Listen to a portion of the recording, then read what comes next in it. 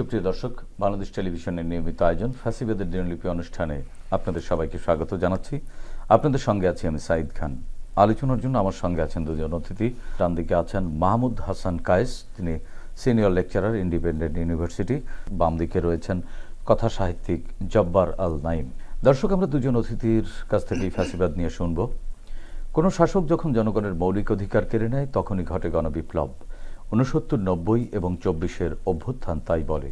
ফেরাউন, Hitler, Mussolini, Stalin, ইদি আমিন, শেখ মুজিব, শেখ হাসিনা এবং সাম্প্রতিক সময়ের বাশার আল আসাদ পৃথিবীর ইতিহাসে অত্যাচারের প্রকৃষ্ট উদাহরণ।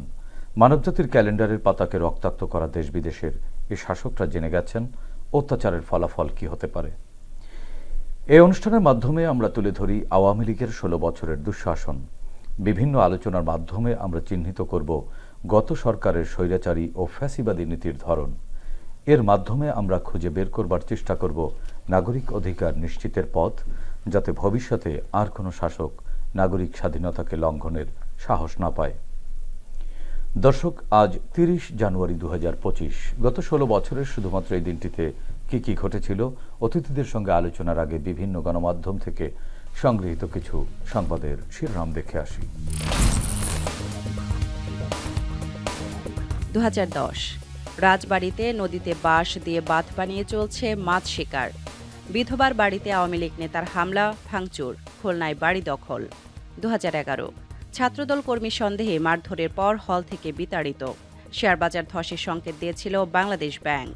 2012 পুলিশের গুলিতে নিহত 4, চাঁদপুর 2 ও লক্ষ্মীপুরে 2 জন, 4 দলের কর্মী নিহত। গণমিছিলে পুলিশের বাধা, গুলিবিদ্ধ 16, আহত শতাধিক। শেয়ারবাজারে বছরের সর্বোচ্চ দরপতন। ন্যায্য মূল্যে দেওয়া হচ্ছে নিম্নমানের চাল। 2013 সামরিক খাতে দুর্নীতির ঝুঁকিতে বাংলাদেশ।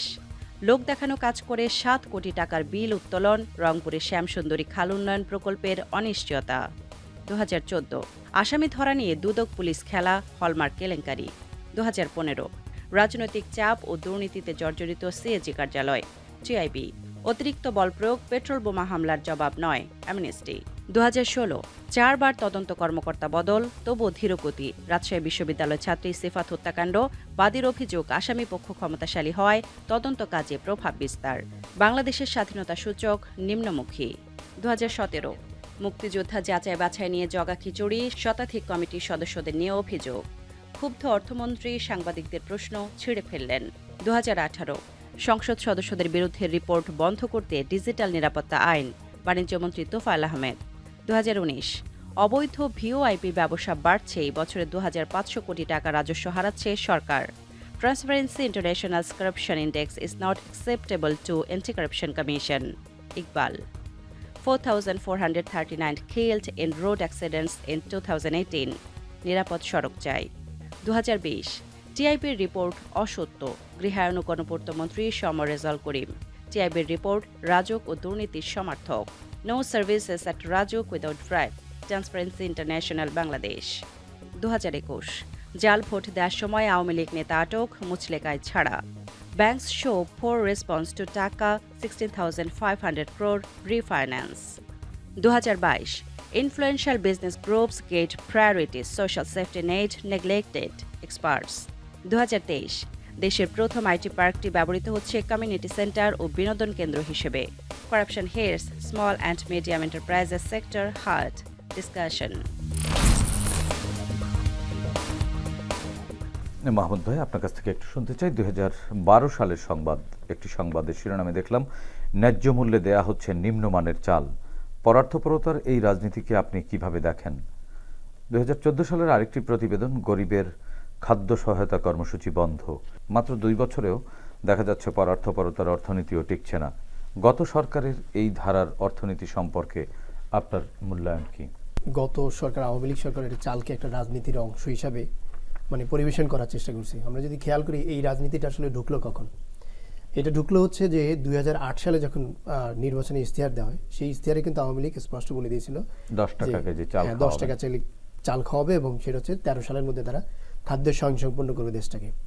কিন্তু সেটা করলো, কিন্তু ইন দ্য মিন টাইম কিন্তু তারা আবার এই টিসিবি পন্থাও চালু করলো এবং এই পন্থা চালু করে তারা এক ধরনের মানে যদি বলি যে মানুষের ভিতরে একজন আকৃষ্ট করার চেষ্টা করলো যে তারা আসলে মানুষকে খাদ্য স্বয়ংসম্পূর্ণ, কিন্তু তারা মানুষকে আসলে খাবার দিয়ে সরকারিভাবে কিন্তু খাদ্য স্বয়ংসম্পূর্ণ দেশ হিসেবে কিন্তু ডিক্লেয়ারও করলেন। হ্যাঁ 2013 সালে। এবং এটা আরেকটা জিনিস সবচেয়ে খেয়াল করেন, যেটা হচ্ছে যে 2014 সালে যদি আমরা খেয়াল করি যে শ্রীলঙ্কায় তারা কিন্তু প্রায় 50,000 টন হচ্ছে রপ্তানি করলো চাল।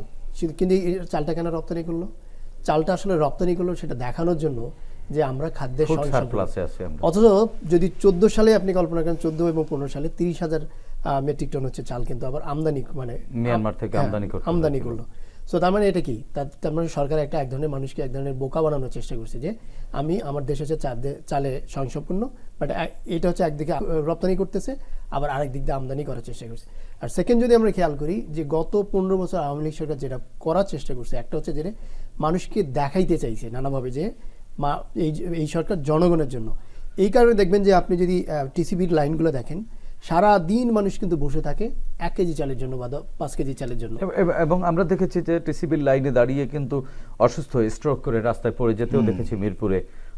সেই ভোর রাত থেকে বিকেল পর্যন্ত দাঁড়িয়ে যখন চাল পাননি তখন কিন্তু অজ্ঞান হয়ে পড়ে গিয়েছিলেন, এরকম একটি সংবাদও আমাদের দেখতে হয়েছে। হ্যাঁ, কিন্তু এটা কি সরকার পারতো না যদি যে ঠিক আছে আমি একটা কার্ড সিস্টেম করে দিলাম যে যাদের কার্ড সিস্টেম তো করেছিলেন, কিন্তু সেই কার্ড তো দলীয় বিবেচনায় হ্যাঁ সেটাই বললাম আর কি। এখানে এই চালটা যে একটা মানে রাজনৈতিক পার্ট, তারা কিন্তু এটা প্রমাণ করে দিয়েছে। এটা রাইস পলিটিক্সের একটা পার্ট হিসেবে দাঁড় করে নেয়। এবং তারা এটা অর্থাৎ দলীয় কর্মীর ভিত্তিতে তারা কিন্তু এটা দেওয়ার চেষ্টা করছে চালটাকে। এবং এই যে এটা আমার কাছে তো মনে হচ্ছে যে আরেকটা জিনিস যেটা আপনি বলেন যে এই যে নিম্নমানের চাল। কারণ দেখেন যদি আমরা খেয়াল করি যে গত 15 বছর সংসদে যদি ম্যাক্সিমাম হচ্ছে বিজনেসম্যান, এবং আমরা তো ধরতেও পারি যে এটা যে কোনো এক বিজনেসম্যানের হচ্ছে যে চালগুলো আছে তার আড়তে পড়ে আছে, যেগুলো কোনোভাবেই দেওয়া সম্ভব না। সেটি তো খাদ্যমন্ত্রী, সর্বশেষ খাদ্যমন্ত্রী সাধন চন্দ্র মজুমদার, তার তো চালের ব্যবসায়ী। হ্যাঁ সেটাই। তার মানে এটা যে কোনোভাবে তারা নিজেদের চালটাকে এটাকে ব্যবহার করার চেষ্টা করছে এবং চালটাকে দিয়ে পলিটিক্স করার চেষ্টা করছে এবং চালটা দিয়ে মানুষের সামনে আসার চেষ্টা করছে যে আমরা আসলে মানুষের জন্য, আসলে কিন্তু তারা মানুষের জন্য। কিন্তু শেষ পর্যন্ত 10 টাকা কেজির চাল আমাদের কয় টাকায় খেতে হয়েছিল? এখন কেন এই চালের দামটা 10 টাকায় বলেও দিতে পারলো না শেষ পর্যন্ত? এইটা হচ্ছে প্রধানতম কারণ হচ্ছে আওয়ামী লীগের সিন্ডিকেট। কারণ যদি আমরা খেয়াল করি কৃষকরা আসলে ন্যায্য মূল্য পায়নি, এটা আমরা এক ধরনের, এটা হচ্ছে আওয়ামী লীগের একটা নিজস্ব সংকট সৃষ্টি এবং আওয়ামী লীগ নিজে এই চালটাকে নিয়ে এক ধরনের পলিটিক্স করার চেষ্টা করছে এবং নিজে এই চালটাকে দিয়ে এক ধরনের মানুষের কাছে যাওয়ার চেষ্টা করছে। আসলে সেটা কিন্তু এই জুলাই বিপ্লব কিন্তু দেখলেন, যার কারণে সাধারণ মানুষই কিন্তু এই আন্দোলনে চলে আসছে, কারণ আসলে এটা মানুষের জন্য ছিল না। নাগরিক দায়িত্ববোধ বা দায়বোধ জাগ্রত করাটা জরুরি। সেই কাজটি করবার জন্য তো অন্তর্বর্তীকালীন সরকারের কি করা উচিত বলে আপনি মনে করেন? আপনি তো একজন শিক্ষক। আমি মনে করি সরকারের এখন প্রথম ফোকাস হওয়া উচিত সেটা হচ্ছে নির্বাচন একটা। কারণ আসলে আমি যদি বলি যে কোনো সংস্কারে আসলে চেঞ্জেবল, এটা আমি মনে করি যে আপনি আজকে একটা সংস্কার করে গেলেন, আমি কালকে যদি ক্ষমতায় আসি আমি কিন্তু চেঞ্জ, যেমন আপনার আজকের শার্ট 2 বছর পরে চেঞ্জ হয়ে যাবে। সো এটা যে কোনো সংস্কারে চেঞ্জেবল। তো এখন হচ্ছে যে আমাদের গত 15 বছর কিন্তু নির্বাচন হয়নি, যেটা হচ্ছে নিরপেক্ষ নির্বাচন। সেটি তো হচ্ছে রাজনীতির কথা, বা সেটি অন্তর্বর্তীকালীন সরকার এবং রাজনৈতিক দলগুলো নিশ্চয়ই আলোচনার মাধ্যমে এর একটা যৌক্তিক সমাধানে ওনারা পৌঁছাবেন। এটা হয়তো এখন রাজনৈতিক পলিটিক্যাল রেটরিক হিসেবে পরস্পরের মুখোমুখি আগামী ভোটে কে জনপ্রিয়তা পাবে বা কে এগিয়ে যাবে, জনসমর্থন বেশি কুড়াবে, সেটিরও এক ধরনের কৌশল থাকতে পারে। কিন্তু মূলত তো রাজনৈতিক যে মরাল চেঞ্জটা, সেই চেঞ্জটি না আসলে তো আসলে আমাদের এইটা না চেঞ্জ হলে আসলে কখনোই ক্ষতি হয়ে যাবে। এবং এই ক্ষতির মুখেই কিন্তু গত 15 বছর আমরা ছিলাম। আসলে আমি সেই জায়গাটিতে কি করা উচিত?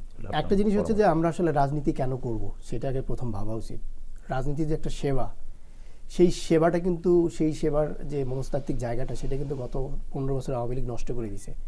এবং রাজনীতি একটা হচ্ছে বিজনেস হিসেবে আওয়ামী লীগ স্টাবলিশ করে ফেলছে, যার কারণে দেখবেন যে আপনি সংসদে ম্যাক্সিমাম বিজনেসম্যান কিন্তু হচ্ছে রাজনীতি করছে। এবং সেখানে দলের একটা কর্মী যদি আমি খেয়াল করি, তার যে একনিষ্ঠ যে তার কাজ এবং তার যে নিষ্ঠাবান, সেগুলোকে কিন্তু যাচাই বাছাই করা হয় না। অর্থাৎ টাকা পয়সা দিলে আপনি যে কোনোভাবে সংসদ সদস্যে নির্বাচন করতে পারবেন এবং আপনি চাইলে সংসদে যেতে পারবেন, নিয়ে গেছেন পাওয়ারটা। সো এই কারণে কিন্তু আওয়ামী লীগ এই রাজনীতির যে মতবাদটা, অর্থাৎ রাজনীতি যে একটা সেবা, সেই জায়গাটা কিন্তু নষ্ট করে একটা ব্যবসায় পরিণত করছে, যার কারণে কিন্তু আমাদের এই রাজনীতিকে ব্যবসায় রূপান্তর করাই হচ্ছে কিন্তু ফ্যাসিবাদের মূল লক্ষ্য। হ্যাঁ, যার কারণে আমি এক ধরনের যে কোনো মানুষকে অপরাধ চক্রের মধ্যে নিয়ে আসা। এটা অবশ্যই, কারণ এই কারণে আমি বলছি যে যখনই ব্যবসায় রূপান্তর হচ্ছে, তার মানে আপনি সবসময় একটা বেনিফিট খুঁজবেন। আপনি কিন্তু আসলে জনগণের জন্য কখনো মানে কাজ করবেন না। আর যখনই এটা থেকে, তার মানে যখনই জনগণের জন্য কাজ করবেন, নিজের ব্যক্তিগত বেনিফিটের জন্য যাবেন, তখনই কিন্তু আপনি আসলে জনগণ থেকে বিচ্ছিন্ন হবেন। জি, আপনার কাছ থেকে আবারও শুনবো আমরা একটু জব্বার ভাইয়ের মুখ থেকে শুনে এসে। জব্বার ভাই, আমরা 2009 সালের একটি খবরের শিরোনামে দেখলাম, রাজবাড়িতে নদীতে বাঁশ দিয়ে বাঁধ বানিয়ে মাছ শিকার, বিধবার বাড়ি দখল। আওয়ামী লীগ ক্ষমতায় এসেই নেতাকর্মীদের পুনর্বাসন করার জন্যই কি এই ছাড়, নাকি মাঠ পর্যায়ে প্রভাব বিস্তারের জন্য এই ভিটে ছাড়া বাড়ি ছাড়া করা শুরু করেছিল? আসলে আওয়ামী লীগের দখল বাণিজ্যটা তো ছিল, যেমন ওই যে যেটা বললেন যে বিধবাদের বাড়ি দখল, ফরিদপুরের যে আসমা, ওটা খুবই আলোচিত একটা ঘটনা ছিল। আসলে আওয়ামী লীগ কী দখল করেন? আপনি দেন সুনীল গঙ্গোপাধ্যায়ের বাংলাদেশের বাড়ি দখল করে ফেললো, সুচিত্রা সেনদের বাড়ি দখল করে ফেললো, ওরা ধর্মটাকে দখল করে ফেললো, ওরা ৭১কে দখল করে ফেললো, ওরা আমাকে আপনাকে সাধারণ মানুষকে দখল করে জিম্মি করে ফেললো, ওরা তো আলটিমেটলি সব কিছু দখল করে ফেললো। আমি যদি একটু পেছনের দিকে যাই এবং দুইটা ঘটনা বলি খুব ছোট্ট। এটা হলো আমাদের বাড়ি চাঁদপুর দক্ষিণ মতলব দক্ষিণ নারায়ণপুর পৌরসভায়। ওখানে একজন জমিদার ছিল, সবাই চেনে লোকটার নাম হলো হরদয়াল নাগ, যাকে চাঁদপুরের গান্ধী বলে বিবেচিত করা হয়, বলা হয়। এই হরদয়াল নাগের অনেক কন্ট্রিবিউশন, উনি তখন ত্রিপুরা রাজ্যের কংগ্রেস সভাপতি ছিল, কুমিল্লা এবং নোয়াখালীতে তার বেশ প্রভাব ছিল। তো তার বাড়িটাই, ওই জমিদার বাড়িটাই আওয়ামী লীগ সরকারের যে ছিল এই যে বঙ্গবন্ধু সমাজ কল্যাণ পরিষদের সভাপতি ছিলেন, সে দখল করে নিল। সেটা একবার খুব প্রান্তিক পর্যায়ে একটা জায়গাটা, সেটা তো আছেই। ইভেন আমি যখন অনার্স সেকেন্ড ইয়ারে পড়ি, তখন যেহেতু আমাদের বাড়িটা একটু রুট এরিয়ায়, ভাবলাম একটা স্কুল করি, একটা কিন্ডার গার্ডেন। সেটা আমরা 2009 সালে স্কুলটা করে ফেললাম, ভাড়া নিলাম এলাকার একজন আওয়ামী লীগের এই থেকে, আমাদের একটা বাজার আছে। তো স্কুলটা নেওয়ার পরে আমরা 14 সালের দিকে যখন 13 নির্বাচনটা গেল, আমাদেরকে তকমা দেওয়া হলো কি আমরা জামাত শিবির বিএনপি করি, এই বলে আমাদের স্কুলটা দখল করে নিয়ে গেল। এবং সেটা শুধু দখল করে না, ওটাতে দিলে সিলগালার পারমিশন দিলেন কে? তৎকালীন মন্ত্রী আমাদের মোফাজ্জল হোসেন চৌধুরী মায়া নিজে সিগনেচার করলেন এবং পুলিশ এসে আমাদের স্কুলটাতে সিলগালা করে দিল। তাহলে আপনি দেখেন, উনি একটা পুরা দেশের একটা মন্ত্রী, সেই লোকটা ওই বদরপুর গ্রামের প্রান্তিক পর্যায়ে একটা বাজারে ছোট্ট একটা স্কুল কিন্ডার গার্ডেন, সেটা সিলগালা করার জন্য লোকটা পারমিশন দিয়ে দেয়। এটাকে আপনি দখল বাণিজ্য বলবেন না? তারা এই কাজটা করেছে। এবং এটি আসলে কেন করলো? এটা কি তাদের নেতাকর্মীদেরকে পুনর্বাসনের জন্য? হ্যাঁ, রাইট, সেটাই তো তখন তাদের সুবিধা দেওয়ার জন্য। কারণ একটা স্কুল, আমার স্কুলটা তখন দেখা যাচ্ছে মানে থানা এবং জেলা পর্যায়ে ফার্স্ট, সেকেন্ড অথবা থার্ড হয় পঞ্চম শ্রেণীর রেজাল্টের দিক দিয়ে। তো আমার স্কুলটা নিতে পারলে ওদের ওদের রেপুটেশন বাড়ে, বা ওরা মালিক হয়ে গেল, ওরা চেয়ারম্যান ইত্যাদি হয়ে গেলো। পরবর্তীতে যদি আমরা আরেকটা স্কুল করি, সেটা অনেক ফাইট করে আমাদের ওই স্কুলটাকে ওরা সিলগালা করে দেয়। ওই স্টুডেন্টদের কি অবস্থা হয়েছিল? ওই স্টুডেন্টগুলো তো আমাদের সঙ্গে চলে আসছে, অনেকগুলো স্টুডেন্ট, প্রায় বেশ কিছু স্টুডেন্ট ওই স্কুলে থেকে যায়। এবং আমরা ওখান থেকে একটা টুল পর্যন্ত আনতে পারি না, আমাদের একটা হাজিরা খাতা আমার শিক্ষকরা আনতে পারে না, মানে কোনো কিছুই দেয় না। পরবর্তীতে এটা নিয়ে থানা, মানে অনেক কিছু হয়েছে, যেহেতু মন্ত্রী এঙ্গেজ হয়ে গেল, মন্ত্রীর ছেলে দীপু চৌধুরী এটার সঙ্গে এঙ্গেজ হলো, অনেকে এঙ্গেজ হয়ে পরে আমরা শেষ পর্যন্ত পেলাম না এবং পেলামই না। এর মধ্যে ফ্যাসিবাদী আচরণ কোনটুকু? হ্যাঁ, অবশ্যই এটা ফ্যাসিবাদী আচরণ এবং দখল আচরণ এবং মানুষকে মানে ভ্যানিশ করে দেওয়া, মানে যারা কি মানে একটু সোশ্যাল কথাবার্তা বলে বা কালচারাল কথাবার্তা বলে বা ওদের বিপক্ষে বলতে তখন তো বিএনপি বা এই গরানার এদেরকে বোঝাতো, তো ওরা এদেরকে কোনোভাবেই দাঁড়াতে দেবে না। মানে ওইটা যদি ওই প্রান্তিক পর্যায়ে এরকম হয়, তাহলে টোটাল বাংলাদেশের চিত্রটা তো সেটা আমরা দেখেছি, বা আপনি যাদেরও সাংবাদিক এবং বিভিন্ন সময় আপনি ওদের দ্বারা নির্যাতনের শিকারও, সেটা আপনি জানেন। তা ওদের বাণিজ্যটা যদি ওই রুট লেভেল, মানে আমার ওই গ্রাম পর্যায়ে এরকম করে থাকে, সেখানে দেখা গেছে আমার বাড়িতে বিদ্যুৎ ছিল না, বাজারে বিদ্যুৎ ছিল না, বিদ্যুৎ আনার জন্য ওরা অনেক টাকা নিয়েছে, সেটা আমরা দেখেছি। তো এরকম তো ধরেন ওদের অনেক ভূমিহীনদের যাদের মানে অল্প স্বল্প ভূমি ছিল, ওদের সুবিধার জন্য ওরা নিয়ে নিছে, ওই জমিদার বাড়িটা নিয়ে নিল, নিয়ে ওরা ব্যবহার করলো। তো সেটা তো রাষ্ট্রে ওরা পাহাড় খেয়ে ফেললো, তারপরে নদী খেয়ে ফেললো, বালি খেয়ে ফেললো, রাষ্ট্রটাই তো খেয়ে ফেললো। জি, আপনার কাছ থেকে আবারও শুনবো জব্বার ভাই। আমরা একটু মাহমুদ ভাইয়ের কাছ থেকে আর একটু শুনে আসি। 18 সালে যে ডিজিটাল নিরাপত্তা আইন করা হলো, তার মাধ্যমে কিভাবে মানুষের সংবাদ মাধ্যমগুলোর বাক স্বাধীনতা কেড়ে নেওয়া হলো, এটা আপনি কি 72-এর ধারাবাহিকতা মনে করেন? আমাদের দেশে তো অনেক আইন আছে, কিন্তু তারপরে কেন ডিজিটাল মানে সিকিউরিটি অ্যাক্টটা দরকার পড়লো? সো এইটা আমার কাছে মনে হয় একটা কারণ হচ্ছে, প্রথমত ধরেন আমি তো সাধারণ মানুষকে যে কোনোভাবে ভয়ভীতি দিয়ে কন্ট্রোল করতেই পারি, কিন্তু যারা আসলে লিখতে পারে অথবা যারা কিছু বলতে পারে, তাদেরকে আটকানো যায় কিভাবে? কারণ আপনার বাংলাদেশে যদি খেয়াল করেন, আমরা আওয়ামী লীগ সরকার অর্থাৎ 18 সালের আগে তারা যদি অলমোস্ট তারা হচ্ছে সংবাদ মাধ্যমটাকে তারা কন্ট্রোল করে ফেলছে আর কি।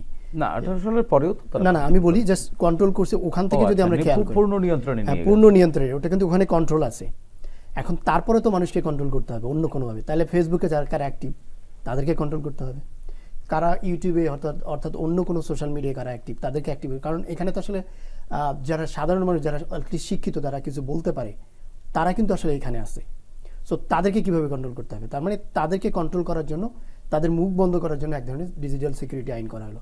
আপনি যদি খেয়াল করেন 2018 থেকে 2024 পর্যন্ত কতটা মামলা হয়েছে, সো 7001টা মামলা হয়েছে। তার মধ্যে যদি ফেসবুকে লেখার জন্য আমি যদি খেয়াল করি, সেখানে হচ্ছে সেটা সেন্টার ফর পলিসি ডায়ালগের হচ্ছে একটা যে 908টা মামলা হয়েছে। তার মানে এই মামলাগুলো দিয়ে আসলে কি করার চেষ্টা করছে, মানুষকে কিন্তু এক ধরনের ভীতিকর। এবং তারপরে যখন মামলাগুলো আসা ছিল, আমি কিন্তু পার্সোনালি যখন আমি ফেসবুকে লিখতে যেতাম, আমি কিন্তু 10বার চিন্তা করতাম যে আমি কি লিখবো কি লিখবো না। আবার এইটাকে তারা, এবং এই মামলাগুলো কিন্তু আসলে সত্যিকার অর্থে যদি আমরা খেয়াল করি, সরকারের লোক করছে। কারা করছে? ম্যাক্সিমামগুলো আওয়ামী লীগের।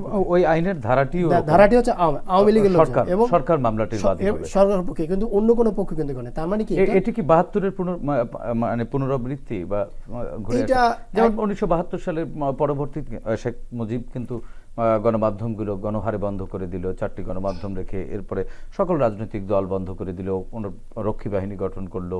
শেখ মুজিবের সেই অসম্পূর্ণ কাজটি কি শেখ হাসিনা করবার উদ্দেশ্যেই কি 2008 সালে রাষ্ট্র ক্ষমতা নিয়েছিলেন কিনা?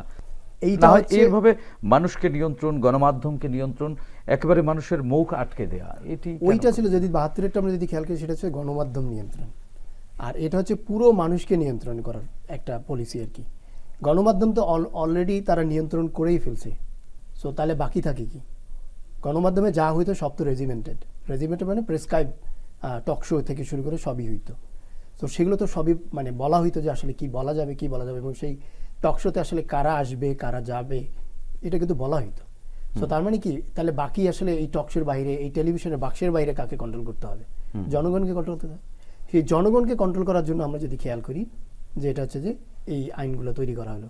এবং তার মানে কি এটি আসলে আওয়ামী লীগের পরিকল্পনাটি এরকম যে তারা মানুষকে নিয়ন্ত্রণ করবে? এটা আওয়ামী লীগের পরিকল্পনা, আমি বলবো পরিকল্পনা। এবং এই পরিকল্পনার কারণে কিন্তু যত তারা ডিজিটাল সিকিউরিটি অ্যাক্টটা যত মানে চালু করার চেষ্টা এবং যত পালন করার চেষ্টা করছে, তত কিন্তু তারা মানুষের কাছ থেকে বিচ্ছিন্ন হয়েছে। তাহলে এইখানে আমি একটু জব্বার ভাইয়ের কাছ থেকে শুনবো এই প্রসঙ্গেই। তাহলে যারা আওয়ামী লীগ করেন, নতুন প্রজন্মের যারা আওয়ামী লীগের রাজনীতির সাথে জড়িত, তারা কি আসলে না বুঝেই আওয়ামী লীগ করেন, না তারাও তাদের মধ্যে এই ধরনের মেন্টালিটি আসলে সেট করে দেয়া হয় সোশ্যালি বা নানানভাবে? না না, আসলে দুইটাই আমার মনে হয়। যে কেউ তো আছে না বুঝেই করে, যে পরম্পরা, যেটা বাবা করেছে ছেলে করবে, বড় ভাই করেছে ছেলে করবে।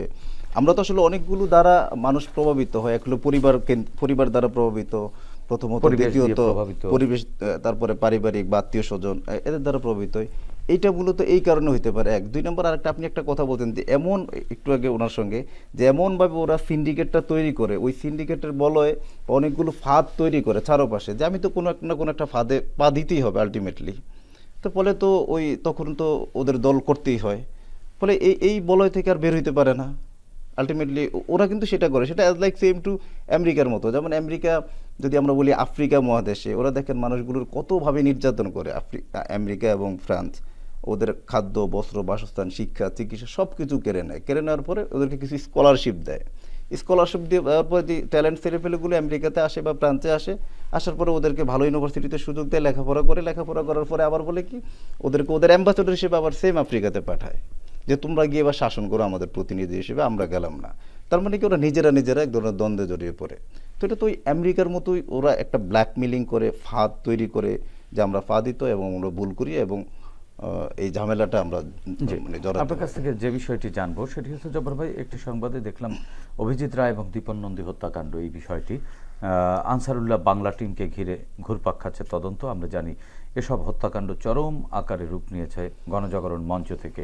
সে সময় আমার দেশ পত্রিকা বেশ কিছু ব্লগার লেখককে সামনে আনায়, তাদের বিরুদ্ধে এক ধরনের সামাজিক সম্মতি তৈরি হয়। অপরদিকে খুনগুলো ফলাফল গণজাগরণ মঞ্চের চেতনাকে আরও ত্বরান্বিত করে। এই খুনগুলোর জন্য আপনি কাকে দায়ী করবেন? আমার দেশ পত্রিকা নাকি সরকারকে? না দুইটি পক্ষই দায়ী ছিল? শেষ পর্যন্ত তো আমার দেশ পত্রিকাকে এক প্রকার বন্ধ করে দিল। ব্যক্তিগতভাবে দীপন ভাইয়ের সঙ্গে আমার খুবই ভালো সম্পর্ক ছিল, যেহেতু আমি লেখক, উনি প্রকাশক। লাস্ট ইয়ার যখন উনি মারা যায় আমাকে বললো যে একটা পাণ্ডুলিপি দিও, আমি একটা বই করব। অভিজিতের সঙ্গে টুকটাক সম্পর্ক ছিল, ব্লগিং করতেই পারে, কিন্তু ব্যাপার হইলো আমার দেশ বা এই যে মানে আমার দেশ কিন্তু আবার আরেকটা কথা, আমার দেশ কিন্তু ওই গণজাগরণ মঞ্চের প্রেক্ষাপটে কিন্তু তখন সর্বপ্রথম বললো যে ফেসিবাদের পদধ্বনি শোনা যায়। সেটা হয়তো আমরা ওই সময় বিশ্বাস করি না, দেশের মানুষ, সাধারণ মানুষ বিশ্বাস করে না। যখন বিশ্বাস করলো 2024 সালে এসে, তখন কিন্তু ওই সরকার দিল্লির বিমানে উঠে যেতে হলো, আর থাকতে পারলো না, টিকতে পারলো না। কিন্তু এই যে গণজাগরণ মঞ্চ এবং যে ব্লগিং ওরা করা, সেটা আমার মনে হয় ওই আওয়ামী লীগেরই একটা প্রজেক্ট। কারণ আবার যে আনসারুল্লাহ বাংলা ভাইয়ের কথা বললেন, ওইটা ওদের একটা একটা একটা প্রজেক্ট। কারণ হয়তো ওই বিচার করবে আদালত, রায় দিবে আদালত, সেখানে কার ফাঁসি হবে, কে বেঁচে যাবে, কে মুক্তি পাবে, রিজেন নেবে, সেটা তো আদালত দিবে। সেখানে আদালতের উপর প্রেশার ক্রিয়েট করার জন্য গণজাগরণ মঞ্চ তৈরি করলো। ওরা যখন ওরা সভা করে, মিটিং করে, তখন আমারই বন্ধু, আমরা তখন তরুণ প্রকল্প ছিলাম বাংলা একাডেমিতে, বললো বন্ধু চলো যাই। আমি বললাম কোথায় যাবো? বললো ওখানে আমরা একটা এই ব্লগিং নিয়ে আমরা একটু কথাবার্তা বলবো, মিটিং করব। তো আমিও গেলাম, যাওয়ার পরে দেখি ওরা ওই সাবজেক্ট নিয়ে আর কোনো কথাবার্তা নেই। ওরা বলতেছে এটা করবে, মানে ওদের যে রোল প্লে গুলো কি কি হবে, ওদের সঙ্গে কে মানে বিভিন্ন জনে থাকবে, সাপোর্ট দেবে। তাই বললাম কি অবস্থা, তুমি কি বললো আর কি হচ্ছে এখানে? বললো না সমস্যা নাই, চলো আমরা দেখি আমরা কতটুকু এখানে থাকতে পারি। পরবর্তীতে আমি আর ছিলাম না, হয়তো আমি থাকলে আমি ওদের মতো একটা ভূমিকা থাকতো। পরবর্তীতে তারা ছিল, তো ওটা আমি মনে করি ওটা টোটালটা একটা ওদের প্রজেক্ট। নয়তো যদি প্রজেক্ট না হয়, তাহলে আওয়ামী লীগের বিভিন্ন জন তো সমর্থন জানালো। ইমরানের সরকার কেন বলবে যে বাংলাদেশের পতাকা অর্ধনিমিত হবে? এটা তো রাষ্ট্রপতি বললেই শুধু এটা হবে, ইমরানের সরকারের কথা তো সেটা হবে না। সেটা হয় এবং ওদের কথায় ফাঁসি হয়, ওরা রাজপথে দাঁড়ানোর পরে বিভিন্ন মানে যে সমস্যাগুলো তৈরি করেছে, ওরা ব্লগিং করে, গণজাগরণ মঞ্চ তৈরি করে। তো এটা আলটিমেটলি আমি মনে করি ওদেরই প্রজেক্ট। এই যে জঙ্গি প্রথা, এইটা হইলো সরকার টিকে থাকার একটা কৌশল মাত্র। আদৌ কি জঙ্গি ছিল বাংলাদেশে? না, জঙ্গি আমি তো বললাম সেটা একটা মানে ওদের প্রকল্প ছাড়া নয়তো জঙ্গি বললে বহির্বিশ্বের ওরা বলবে যে তোমরা থাকো। এতে ওরা অনির্বাচিতভাবে বারবার যে 15-16 বছর টিকে ছিল, তো এই এজেন্ডা নিয়েই। জি, মানে শুরুতে ওই সময় আপনারা স্বল্প পরিসরে এটার প্রতিবাদ করবার চেষ্টা করেছেন, বা আমরা ফেসবুকে লিখেছি, যেহেতু চেষ্টা করে সফল হননি সেহেতু ওখান থেকে সরে এসেছি। রাইট, ধন্যবাদ। আমরা একটু মাহমুদ ভাইয়ের কাছ থেকে শুনে আসি, স্বাধীনতার এত বছর পরেও কেন এই সব নাটক খোদ চেতনার ঠিকাদার শেখ হাসিনা সরকারের আমলে করা হলো? এটির কারণ কি ছিল? তাদের আওয়ামী যারা সাপোর্টার বা তাদের দলীয় লোকজনকে মুক্তিযোদ্ধা সার্টিফিকেট দেবার জন্য, না এটিকে আসলে ভিন্নভাবে অন্য কোনো উদ্দেশ্যে করা হয়েছিল? আমি প্রথমে বলবো যে মুক্তিযুদ্ধটা আসলে তো একটা মানুষের অনুভূতি। এটা যদি বাংলাদেশের ক্ষেত্রে কল্পনা করি, এটা একটা অনুভূতি আমার, কিন্তু অর্থাৎ এই অনুভূতিটা নিয়েও কিন্তু আওয়ামী লীগ একটা রাজনীতি করার চেষ্টা করছে আর কি। আর এই রাজনীতিটা যদি আমরা বলি ৭৭-এর আগে এরশাদ সাহেব যখন ছিলেন, তার আগে হচ্ছে বাংলাদেশের রাজনীতি ছিল হচ্ছে জাতীয়তাবাদ আর ধর্মভিত্তিক। কিন্তু ৭৭-এর পরে কিন্তু আসলে এই মুক্তিযুদ্ধ কেন্দ্রিক রাজনীতিটা এরশাদ সাহেব শুরু করলেন আর কি। এবং এরশাদ সাহেবের আবির্ভাব তো ঘটে এবং 82-এ, যে ৮৪ সালে এরশাদ সাহেব কিন্তু প্রথম একটা হচ্ছে মুক্তিযুদ্ধের তালিকা করার চেষ্টা করলেন আর কি। ২১ সাল পর্যন্ত যদি আমরা খেয়াল করি ৬টা তালিকার মতো তালিকা হয়েছে, যেখানে হচ্ছে প্রায় হচ্ছে যদি আমরা খেয়াল করি ১০,০০০ মুক্তিযোদ্ধা, ভুয়া মুক্তিযোদ্ধা রূপান্তরিত হয়েছে। এবং কেন এটা হয়েছে? কারণ আওয়ামী লীগের লোক এটাকে নানাভাবে ব্যবহার করার চেষ্টা করেছে। এবং মুক্তিযুদ্ধ তারা কি একটা রাজনীতি হচ্ছে, অর্থাৎ যেটা হচ্ছে ধর্ম এবং জাতীয়তাবাদ যেখানে ছিল, সেখান থেকে তারা পুরো রাজনীতিটিকে টার্ন করে একটা মুক্তিযুদ্ধ ভিত্তিক রাজনীতি হিসেবে তৈরি করার চেষ্টা করছে। এবং মানে ফ্যাসিবাদী রাষ্ট্র কাঠামো বা ফ্যাসিবাদী শাসনতন্ত্রে এরকম মানুষের আবেগ অনুভূতিগুলোকেই পলিটিসাইজ করা হয় আর কি, যে কোনোভাবে আবেগ অনুভূতিকে নিয়ে আসলে খেলা করা হয় আর কি। সো তখন আওয়ামী লীগ আবেগতাড়িত হয়ে হলেও ওই ফ্যাসিবাদের পিছনে ছুটে যায় বা সমর্থন দেয়। এবং আওয়ামী লীগ কিন্তু এস্টাবলিশ করার চেষ্টা করছে যে আওয়ামী লীগ ছাড়া বাংলাদেশে আর কোনো কেউ মুক্তিযুদ্ধের পক্ষের না শক্তি। কিন্তু 1971 সালে তো আওয়ামী লীগের কতজনই বা মুক্তিযুদ্ধে অংশ নিয়েছিল, সেটা তো একটা হিসাবের বিষয়। কিন্তু কথা হচ্ছে যে আমার কথা হচ্ছে যে আওয়ামী লীগের প্ল্যাটফর্মের বাইরে কিন্তু অনেকেই মুক্তিযুদ্ধ করছে, যারা কিন্তু নানা ধরনের দলীয় প্ল্যাটফর্মে আছে এবং প্রাপ্ত আছে। এবং এইটা এক ধরনের যেহেতু আওয়ামী লীগ এটা এসে, অর্থাৎ আওয়ামী লীগ যখন ক্ষমতায় আসলো 2008 সালের পরে, তখন কিন্তু তারা আসলে এই যে মুক্তিযুদ্ধ, এরশাদ সাহেবের যে মুক্তিযুদ্ধ কেন্দ্রিক রাজনীতিক যে ধারণাটা, সেটাকে কিন্তু আসলে এরা পূর্ণাঙ্গ রূপ দেওয়ার চেষ্টা করলো।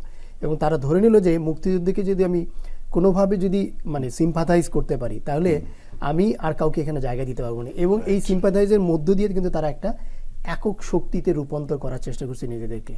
জি। সেইটা হচ্ছে তাদের একটা ভুল মানে ব্যাখ্যা, আবেগকে বিতর্কিত করে বিতর্কিত করা আর কি। এবং নিজেদের হাতিয়ার হিসেবে ব্যবহার করার জি। চেষ্টা করছে। আপনার কাছ থেকে আবারও শুনবো আমরা অনুষ্ঠানের শেষ দিকে। জব্বার ভাই, একবারে শেষ প্রশ্ন আপনার কাছে। অবৈধ ভিওআইপির ব্যবসা বাড়ছেই, একটি সংবাদে দেখলাম বছরে 2,500 কোটি টাকার রাজস্ব হারাচ্ছে সরকার। দৈনিক মানবজমিনের খবর ছিল। সরকার কি এসব অবৈধ ব্যবসা দেখেনি, না তাদের লোকজনকে দিয়েই এসব ব্যবসা করিয়েছে? না, সরকার তো এই ব্যবসাটা আসলে অবশ্যই দেখেছে এবং ওদেরকে দিয়ে করিয়েছেও। কেন আপনি দেখেন এই ভিওআইপি ব্যবসাটা পার ডে প্রতিদিন বাংলাদেশে প্রায় আন্তর্জাতিক কল আসে 12 কোটির মতো, সেখানে প্রায় 7 থেকে 8 কোটির মতো গায়েব। 3 থেকে 4 কোটি ওই কল বা মিনিট সেটা কাউন্টেবল। আর এর জন্য থাকে গভর্নমেন্ট যেটা পায়, এটা হলো এসটি থেকে জানা যায় 0.30 মতো টাকা, মানে 30 পয়সার মতো টাকা পায়। কাউন্টেবল না, সেটা প্রায় ধরেন 12 কোটি টাকার মতো পার ডে। সেটা মাসে চলে আসে প্রায় 375 কোটি টাকার মতো, সেটা প্রায় 4200 কোটি টাকার মতো ইয়ারলি হয়ে যায়। আচ্ছা আচ্ছা। তো এখানে এই জন্য আপনি দেখেন কয়েকটা বন্ধ করে দিছে, যেটা হলো র্যাঙ্কস টেলিকম বন্ধ করে দিল, তারপরে ঢাকা ফোন বন্ধ করে দিল, ঢাকা টেল, এরকম 5টার মতো বন্ধ করে দেয় ওরা, কারণ ওরা ব্যবসাটা নিজেরা করবে। তাইলে এই সিন্ডিকেটে কারা ছিল? এই সিন্ডিকেটে একেবারে হাইয়েস্ট অথরিটির ওরা ছিল, ভাই বোন ছিল, ছেলে মেয়ে ছিল, ওই দায়িত্বপ্রাপ্ত যারা মন্ত্রী ছিলেন, প্রতিমন্ত্রী ছিলেন, তারা ছিল। এই মন্ত্রণালয়ের উপদেষ্টা তো ছিলেন ওনার ছেলেই সজীব ওয়াজেদ। সেটাই বললাম, তারা ছিল। তো তারাই তো এটা ধরেন এভাবে বিভিন্নভাবে এখান থেকে ওরা নিয়েছে বা লুটপাট করেছে। এবং এটির তো এখন আসলে হিসেব নেওয়ার সময় এসেছে, হিসেব নেওয়া উচিত, খোঁজ নেওয়া উচিত। এটা তো রাষ্ট্রের টাকা। হ্যাঁ, হিসেবটা তো অবশ্যই নেওয়া দরকার আমাদের। শুধু তো এটা কিন্তু ছোট্ট কোনো খাত না, এই খাতটা বিশাল বড়, যেহেতু ইয়ারলি প্রায় 4000 সামথিং কোটি টাকা, এটা তো বিশাল বড় টাকা। তাহলে এই টাকাটা তো আমাদের টাকা, এই টাকা তো রাষ্ট্রের টাকা, এই টাকা সাধারণ মানুষের টাকা। অথচ বিটিসিএল একটি অলাভজনক প্রতিষ্ঠান দেখানো হয়েছিল। হ্যাঁ, ওরা তো লস দেখায় বিটিসিএল, তারপরে আরো আছে যে বিটিআরসি, টেলিটক তো লস দেখাচ্ছে, প্রতিনিয়তই লস দেখাচ্ছে। তো এগুলোর আসলে হিসাব নেওয়া দরকার। যদি হিসাব না নেয়, পরবর্তীতে 5 আগস্ট পরবর্তী সময় পরিবর্তিত যে সরকার রয়েছে, এই সরকারকে কি করা উচিত? এই যে মানে জুলাই বিপ্লবে যারা সমর্থক ছিল বা যারা আহত হয়েছে, নিহত যারা হলো, তাদের পরিবারের পাশে দাঁড়ানো, যারা আহত হয়েছে ওদেরকে বিভিন্নভাবে ওদের সঙ্গে থাকা।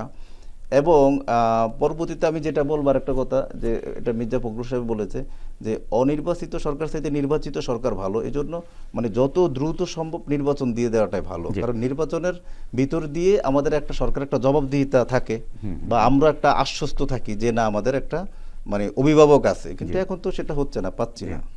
মাহমুদ ভাই, আপনার পরামর্শ কি সরকারকে, ছোট্ট করে 30 সেকেন্ডে? তো সাম্প্রতিক সময় আমি দেখলাম যে বিভিন্ন অসমন্বয় আর কি, আমার কাছে মনে হয় এই অসমন্বয়গুলো দূর করে এই সরকার যত তাড়াতাড়ি নির্বাচন দিতে পারে আমাদের ততই মঙ্গল আর কি। জি, ধন্যবাদ মাহমুদ ভাই, ধন্যবাদ জব্বার ভাই, আপনাদের দুজনকে। প্রিয় দর্শক, 36 জুলাইয়ের গণ অভ্যুত্থানের মাধ্যমে ছাত্র জনতা এই মাটির গর্ভে যে নতুন আলো প্রবেশ করিয়েছে, তা ধরে রাখবার দায়িত্ব শুধু সরকারের একার নয়, আমাদেরও। বিভিন্ন স্থানে ঘটে যাওয়া মব ভায়োলেন্স, মব জাস্টিস ফ্যাসিবাদী সংস্কৃতিরই অংশ। সুশাসনের প্রয়োজনে দীর্ঘদিনের চর্চিত এই ফ্যাসিবাদী সংস্কৃতি থেকে বেরিয়ে এসে আইনের আশ্রয় নিতে হবে আমাদের। আসুন আমরা সুনাগরিকের পরিচয় দেই, ফ্যাসিবাদকে রুখে দেই। দর্শক, দেখা হবে আগামী পর্বে নতুন অতিথির সঙ্গে। ততক্ষণ পর্যন্ত ভালো থাকুন, সুস্থ থাকুন, বাংলাদেশ টেলিভিশনের সঙ্গেই থাকুন। খোদা হাফেজ।